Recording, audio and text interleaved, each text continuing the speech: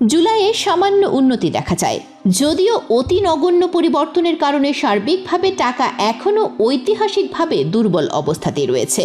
Euro ও ভারতীয় রুপির বিপরীতেও টাকার মানের একই প্রবণতা দেখা গেছে। ডলার সংকট সামাল দিতে বাংলাদেশ ব্যাংক 2023-24 সালে বিভিন্ন বিনিময় হার একীভূত করে ক্রলিং পেগ ব্যবস্থা চালু করেছিল।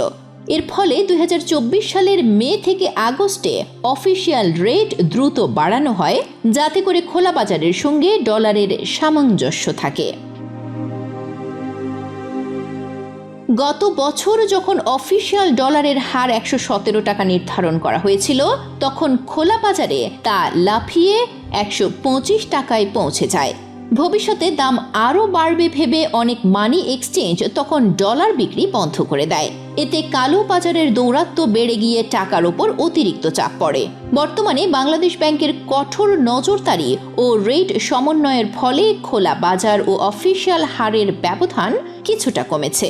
তবে চাহিদা বেড়ে গেলে মাঝে মাঝে আবারও কিছু অস্থিরতা দেখা দেয়।